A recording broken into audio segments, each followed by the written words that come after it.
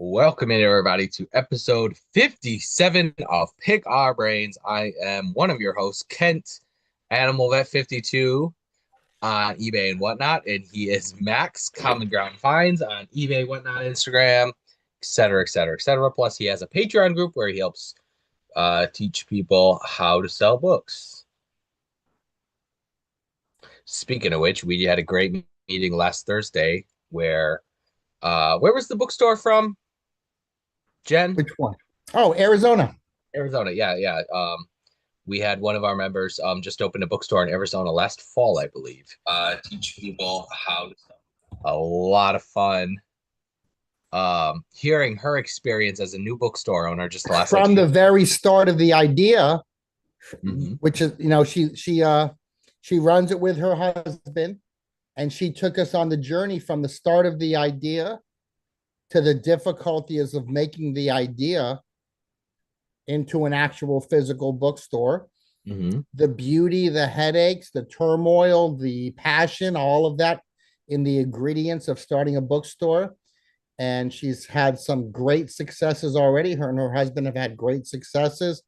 And man, was it fascinating to hear, because she's not the only person in our group that started a bookstore this year. Yep. So did RM Yeah, Dryer Buccaneer over in Minnesota. yeah. And Ample Fourth, Fourth, where did he start one? Connecticut. Connecticut. Okay. And so, and of course, not that you started this year, but you're one of the leaders of the brick and mortar movement in paper gold. And it's just fascinating because for years and years and years, bookstores were dead. Now they're popping up. Now they're everywhere. Yeah, I think Thank you a for that lot of great the emotional response, Ken.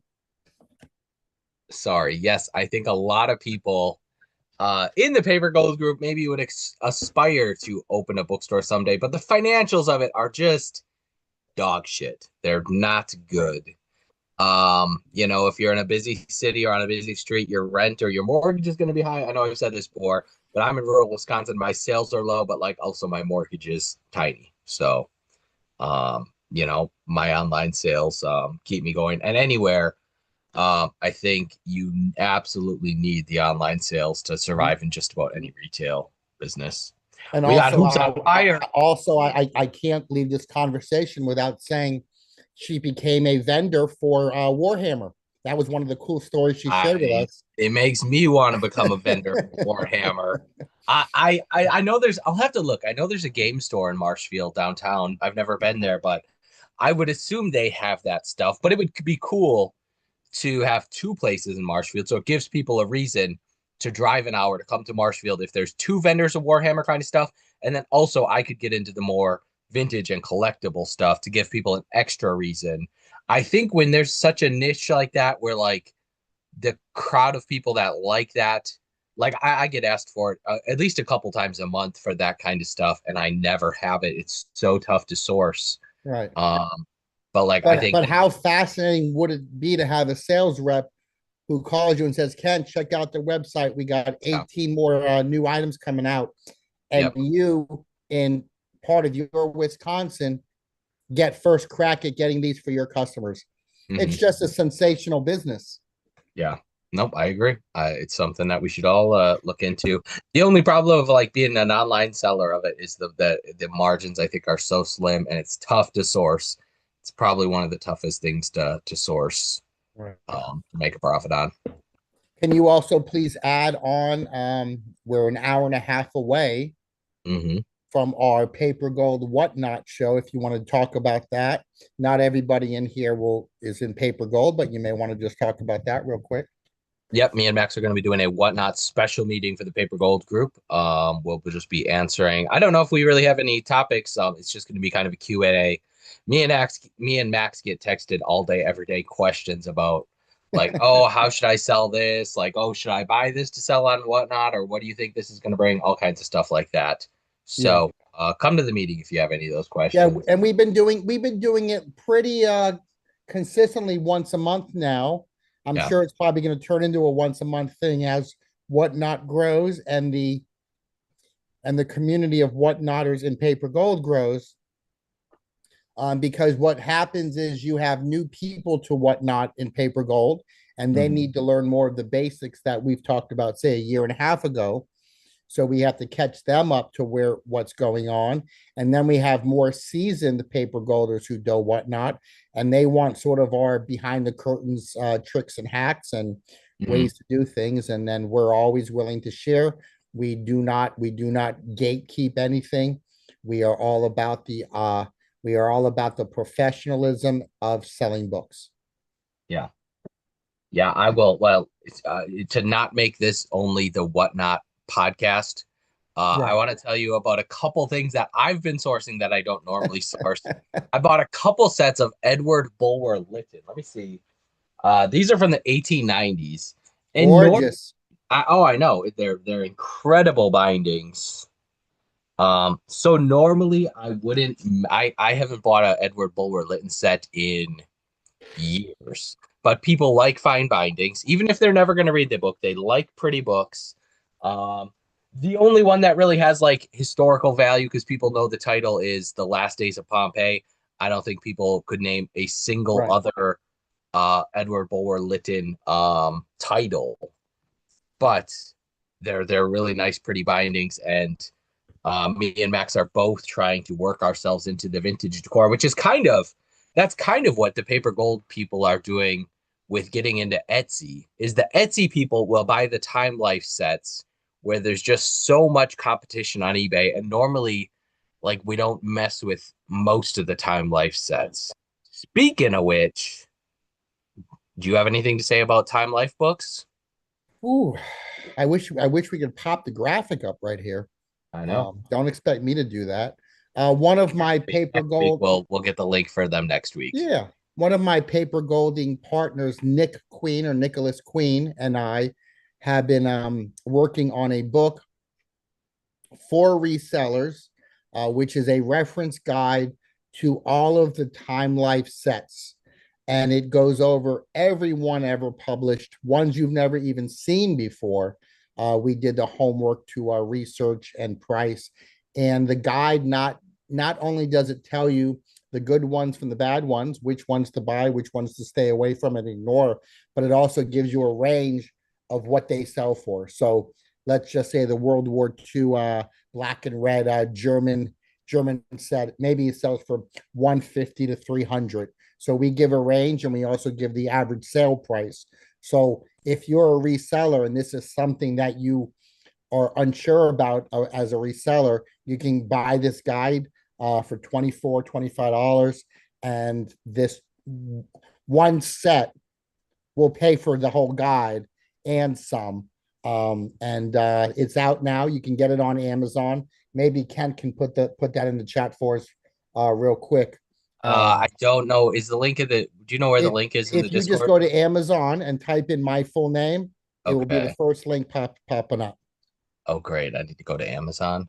Yes. And so I mean, for the price of one book, $25, you'll have this book to determine all of the prices and all the features of all of the Time Life books. Some of them, believe it or not, are only 3 or 4 books deep. Some of them are 32 books deep. But there's ones that are so rare, they sell for a few $100s if you can find them. And I think there's yeah. Go ahead. there also is a digital version of the book, right? Yes, there is a Kindle version. Yes, for 9.99. Yes. Uh-oh. Uh-oh. The link is too big. Let me see if I can make this smaller. This is how Kent makes me very poor. He doesn't have my link ready. There we go. I think I posted it. Let me see if it There you go. works. You got it. Oh, sorry, couldn't find page. Anywho, go to Amazon and search Max Ruback, and next week we'll have the correct link for you. But it is very exciting that Max Yeah. wrote a book. Well, along with Nick and I both wrote it. And the help of AI because you weren't about to scour eBay solds and Amazon solds and Etsy solds No, but for we did do a lot of research. yeah. It wasn't just researching solds. We had to do some deep diving Yep. into the history of Time Life. And again, if you get this book, you're going to see sets that you've walked by, small sets of 4 books that you've walked by that are great sellers. And sometimes because we know the common stuff doesn't sell well, we ignore that Time Life stuff. But now you're going to do a second take, and you're going to get what you and I have always called paper gold. And I will say, like, some of the most common ones that we all know are like the Civil War set, the Old West Time Life set, the brown one, the gray Civil War one. Those are probably the most common. But there's lots of sets. Actually, I've been selling a lot of the Enchanted World. Yeah, Here, that's the multicolor set. yeah, shoot. I wish I had some handy. I know I have some around here somewhere. But they're bigger books, and there's like one on dragons and one on elves and fairies and one on magical beasts. And Mhm. that one does very well for me. And it does help to have, like, it's difficult if you buy the Old West set and you go on eBay and search complete Time Life Old West. Right. There's gonna be, I think that one has 24 volumes or something like that. But there's going to be people that say, "Oh, I have a 25 volume set, and I have a 30 volume, and I have 18 volume complete set." It's tough to actually know the true um, volumes in the set, and yours also, I think, has a list of the titles Yes. of the books in the set. So that's like a Each page. volume. So Yep. if there's 30 volumes, you're going to get the title of each volume. It's a Yep. very extensive book. I'm very proud of it. I'm already working on book 2 with Nick, which is going to be completely different. And we're going to try to put out a couple books a year. Yeah. Welcome in, everybody. Feel free to put any book selling, sourcing related questions in the chat. We're happy to answer them. We And got hoops I on do want to give a shout out to the Patriots. to the Yep. New England Patriots. Congratulations. You're going to the Super Bowl? We are going to the Super Bowl to take on the Seattle Seahawks in 2 weeks. 2 weeks. Okay. And all I got to say is one thing: Warriors. Caw, caw. Okay. Whatnot does have a special deal of 4% commission on that day. Let's see, that's a Sunday. It's Sunday after what time does the Super Bowl start? 6:30 p.m. Oh shoot, so I can do my normal Sunday But morning the show. pregame is like 10 hours long. Are you gonna do your normal Sunday afternoon show or not? I'm gonna be so nervous. I don't know yet. Okay. Okay. Well, keep me posted I because might have to go earlier than you on that day. that I might. 4%, no, that 4% commission has calling my name. I don't know, weird days like that and holidays. Did you do a Christmas Day sale Mhm, on Whatnot? Yeah, mhm, you did. mhm. And the thing is, almost no one else is selling those days. And like Super Bowl day, almost no one's going to be selling. So they're doing the Except for the 4%. trading card and the sports gear people. Yeah, those people, it could be an insane Yeah. day, but also like part of your audience is going to be missing. But your competition, there's going to be a lot of people that take off those days. So it's tough to say whether or not that'll be a good day or a bad day. Everyone always has theories about, oh, like, don't sell on this day, don't sell on Black Friday or Cyber Monday or Christmas Eve or whatever.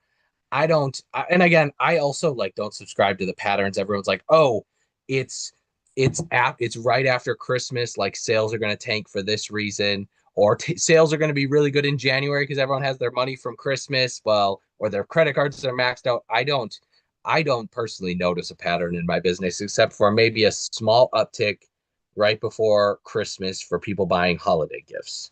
I think that's the only pattern that is truly out there. People always have, when Yeah. school gets out, well, people are busy. I don't know. I don't Yeah, know. you and I are very akin on not listening to other people tell us when to sell or not. We always want to forge and pioneer our own ways to selling. And I think we are both proof that you can sell it whenever you want, any time of the day. One of the most often asked questions that you and I get for the Whatnot show is there a good or a better time to sell?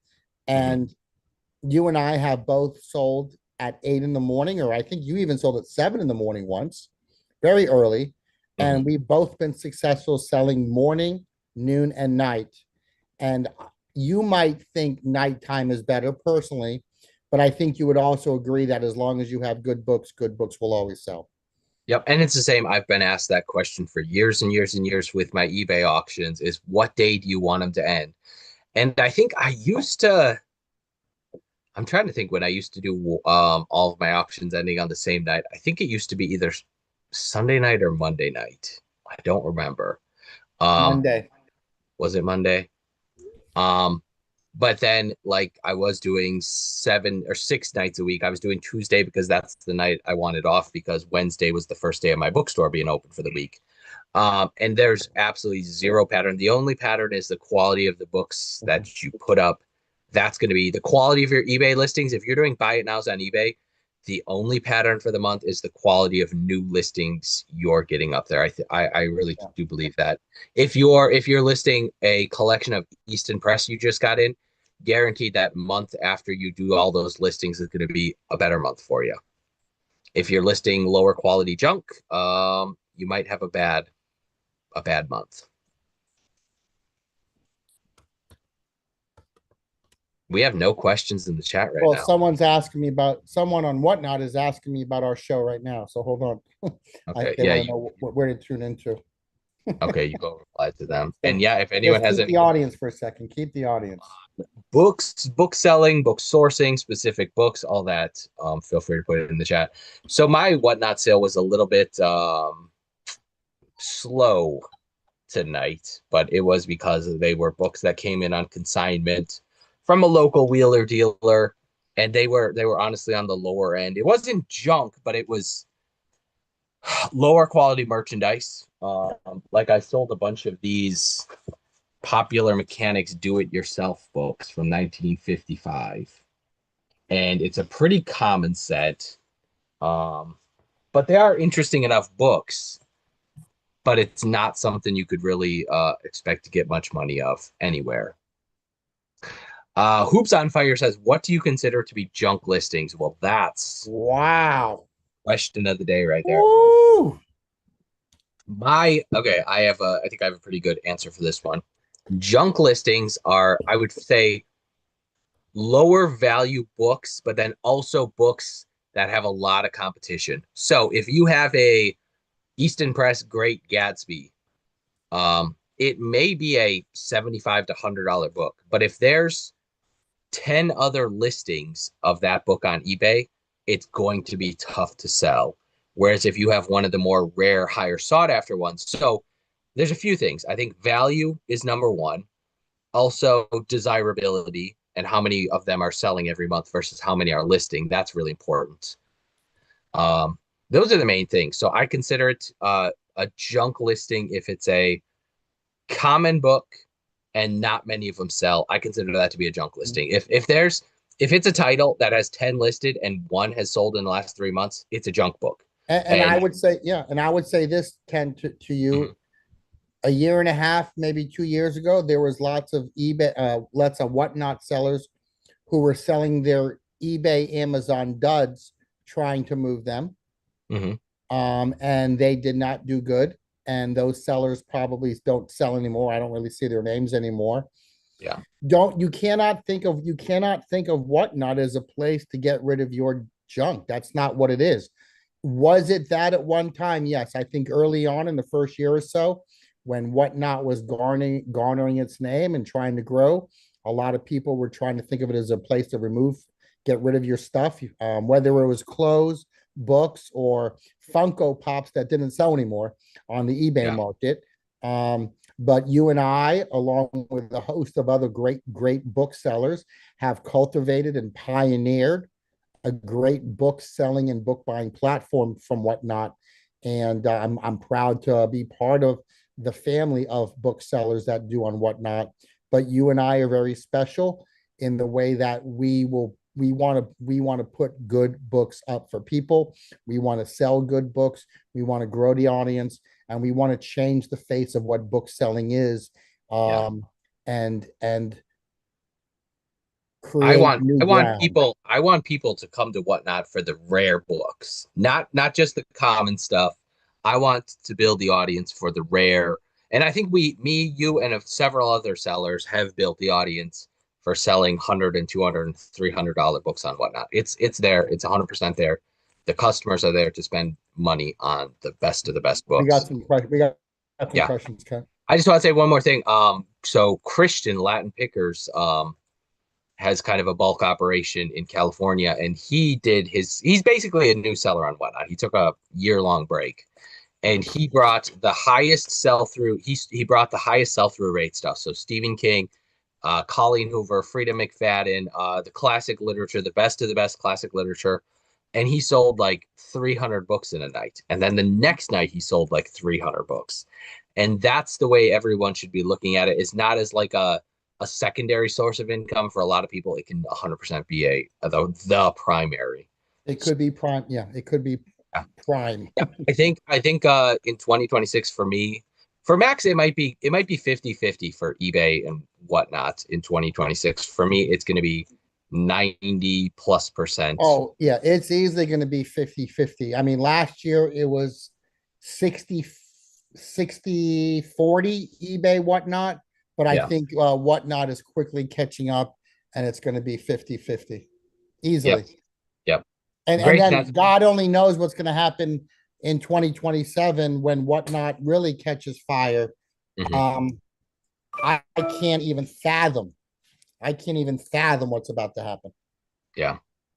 Grayson says, any new sourcing schemes lately? Well, I'm trying to make connections with the state sale people to let me come get the books before everyone else because they're not going to sell hardly any of them anyway. So let me source them and sell them on consignment. I would really like to build some relationships with other bookstores. I think there's one up north that I will have the opportunity to, like, if he can see what I can do with books and partial sets and different stuff, leather bound antique stuff. I think it can get to the point where Max has relationships with several consigners that just mail him boxes of really good stuff Yeah, every yeah. single week. Matter of fact, I have the show Wednesday from Midtown Scholar Books in Harrisburg, Pennsylvania. Yeah, Our yeah. very good friend Eric Poppenfuse is sending me boxes every week, and I'm showcasing his books once a week. Um, and I'm going to try to keep it on Wednesday so it's consistent. So this week it's Wednesday, and we have a beautiful Edgar Allan Poe Harry Clark edition. Is that Hmm. what it was? Harry Yep, yep. Clark? Harry Clark Yeah. illustrated Yeah, edition. illustrated. That's going to be Wednesday, and an 1848 Bible, a host of just great books, and all showcased from the phenomenal bookstore, Midtown Scholar in Harrisburg, Pennsylvania. Boy, You that know, sounds I like a TV commercial for him now. it did, yeah. I have a copy of that in my safe, but mine has a pristine dust jacket and the box, which I don't know if you knew that they came in a box and a dust jacket. By the Yours way, is. since Kent wants to throw that Yeah. out, his code is 17 to the left, 32 to the right, and across one time 14. And that will Yeah, yeah, open yeah. up the safe and you can grab that book. Actually, only one of my safes has a physical spinny dial. The other are number codes, and my number code is probably the most. It's not 000 or 1 2 3 4, but it's an obvious one. I'll just say if someone wants to rob me, I guess I got security cameras, folks. Yeah, you've already had a miniature Bible stolen from your bookstore. I know I don't have enough security cameras apparently. Massey and Company CPA. We got a CPA in the chat. That's cool. Love it. Says, do you ever have Folio Society books? Oh Yes, yeah. we do. We do. You probably have quite a few of them on eBay right now, I don't had you? a wonderful consigner from upstate New York who grabbed a collection of Folio Society, sent them all to me. I think you Mhm. know this consigner, all the way in upstate New York, and Okay. we sold them all in two whatnot shows. But do you have any better expensive sets on eBay? I do have two sets right now. Yeah, I think I have the decline and fall of the Roman Empire, I think, and then something else, but I don't remember what it is. And I have a small shelf of, well, I probably have 30 or 40 Folio Society in the bookstore. If they sit much longer, I'll probably put them on whatnot or eBay. I've also auctioned some on eBay, quite a few of them in the last year. It's not something I come across super often, but they are, well, depending on which ones you have. There's some 100 and 200 and $500 sets of them. The individual ones can range from like $10 to $50. Um, Grayson says, I'm probably moving to Boston soon and wanted to try and get opportunities to view books and collections offline. Any insight to that? What sites or places do you learn of such opportunities? Well, Where do no, you? no better book city than Boston, Massachusetts. Yeah. No better book region than New England. Grayson is going to have an amazing time book Yeah. hunting. I'm not sure exactly what he's asking, but I mean, I was hunting in the 1990s before I was a bookseller, just a lover of literature. And Yeah. I would get into my car and just go and always find a bookstore in a town I've never heard of. And man, did I have a great time. I think one of the things you could do is try to meet all the local bookstore owners and tell them that hey, you like to buy high-end rare books if there's any leads you want to give me or like after you dig through a collection like give me a heads up and I would gladly do it. Otherwise, I don't really know. You could talk to the university libraries and stuff. They always probably Right. have some But we connect. also have a large constituency of paper golders in New England. Yeah. I'm a little jealous. There's so many really good book auctions in the New England area Yeah. on Live Auctioneer that it's a crapshoot of me bidding and then like trying to figure out what shipping is and hopefully not get screwed with hundreds of dollars in shipping costs. So Live Auctioneer, if I lived in New England, I'd be driving all over picking up, doing local pickup on these book auctions on Live Auctioneer. Um, Hoops on Hoops Fire. Fire had a good question. Hoops Fire had a great question. Okay. He said, I find that I struggle when I have a more rare book. I feel like they get little traffic on eBay. Yeah, that's the problem is the books that are highly sought after are always easier to sell. But Right. there's some rare books that can be really valuable that like you need to find like Max likes genealogy books and yearbooks that there's one person that's going to come along every 3 years and want that book. Mhm. Hopefully you're the only one that has it and they'll buy it from you. Right. Uh, so I don't know. I don't like dealing in that stuff. I would rather, but the thing is, if you auction it on eBay or whatnot, it's probably not going to bring much because it is such a difficult book to sell. Mhm. Yeah. But they And tend to be more valuable. eBay isn't always the answer. eBay just isn't always the answer.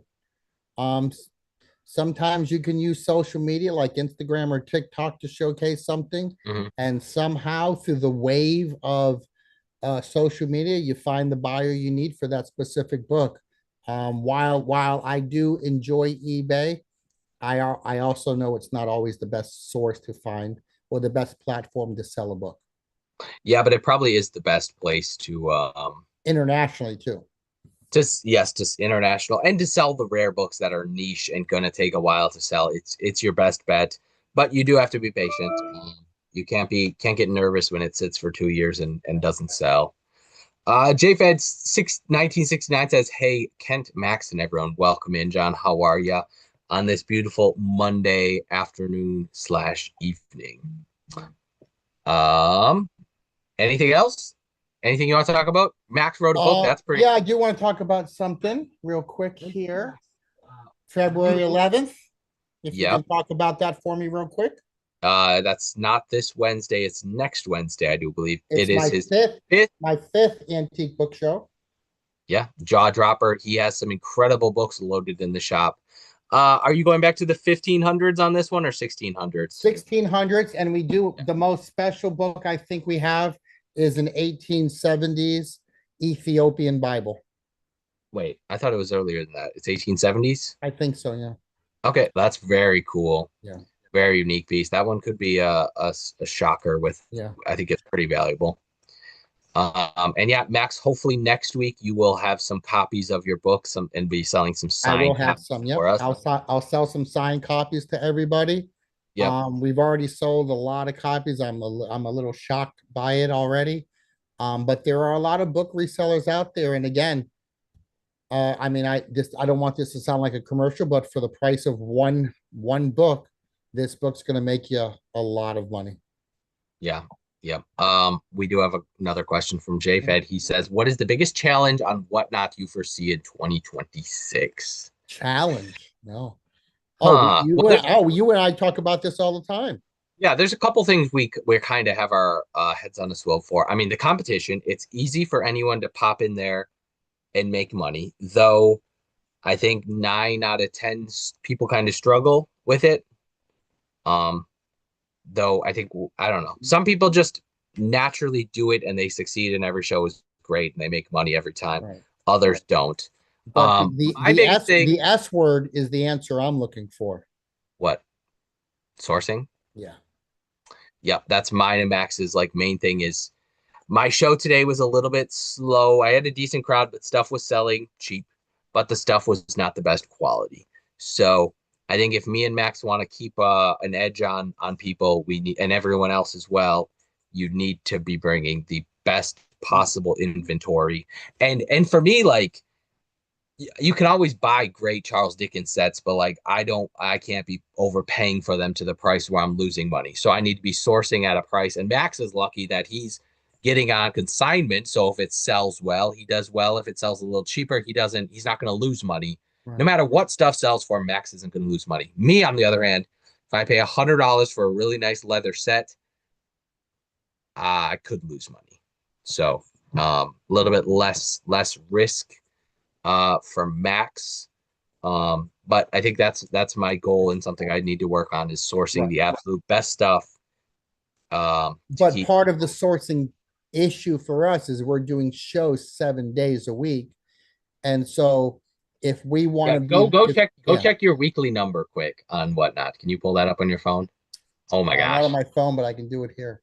The last 7 days on Whatnot, I Hold have on. sold 404 items. Oh, I can check that on my phone. Hold on. Yeah, you can pull it up on your phone. You might lose the chat, but That's okay. 400 items, and now these aren't like just 400 crappy paperbacks. They're Yeah. 400 like Yeah, good antique books. I'm at 382. Yeah. So we're selling 400. I mean, I think my average is going to be in the 250 to 300. So 300 books a week times 52 weeks is 15 over 15,000 books that we need to be sourcing and selling and shipping and packing in a year. That's a lot of shit. That's so You much. better get yourself a shipper. Nah, I'm good. I do. I haven't told you this yet, Max, but I think I have a certain friend here locally in central Wisconsin that could potentially work really good as an extra seller on my Whatnot account. I haven't But really not a talked. shipper. Nah, I'm Max. Look, Max, I'm gonna have so much fun shipping that stuff here in a little bit as soon as Good we're done. times. Good times. So Good I don't times. want to give up the fun of shipping my stuff. Good times. Okay, J Fed says question for Max. How in the world are the Patriots back in the Super Bowl? Good question. Don't hate on being champions. Hate on the reason why your team cannot be a champion. Jay Fed is probably a New York Jets fan. They have not won a Super Bowl or been in one since 1969 when Joe Namath pioneered the New York Jets over the at that time Baltimore Colts. Um, but a lot of the Jets fans want to hate on the Patriots. Yeah. But the Jets let go of a quarterback several years ago that they drafted in the first round named Sam Darnold, and he is now the Super Bowl NFC representative for the Seattle Seahawks, which will be playing the Patriots. So, Jay Fed, instead of hating on being a champion, look in the mirror and ask yourself, what is Jets management doing for you? Well, he did. His next comment was stating that he's a jealous Jets fan. So he threw that out there. He threw that out there. Oh, we got Buddy Conklin in chat. Welcome in, buddy. How are you? He said Book Barn in Connecticut buys 8 to 10,000 books a week. Wow, Where do they get them? Where do they get them?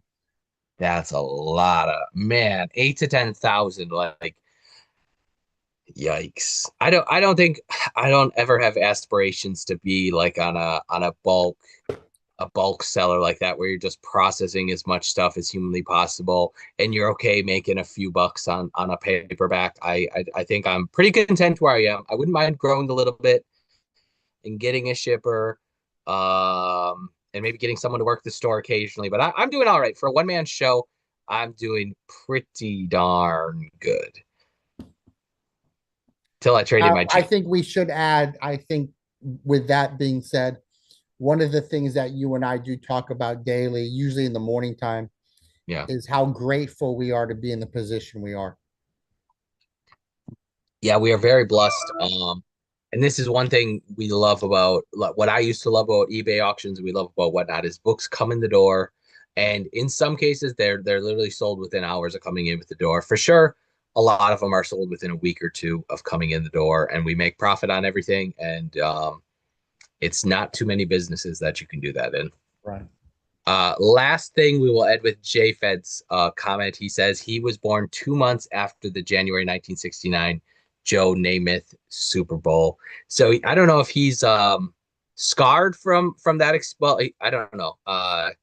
His mother was probably very nervous leading up to the Super Bowl, and then he was born 2 months before, so he got to experience that Super Bowl as a 2-month-old baby. So I don't know how that affects a person's life. Yeah, and I do feel bad for Jets fans because I wish I wish they didn't have the anger that they have towards the other teams, but they should really be looking at it from their own management and their own ownership groups.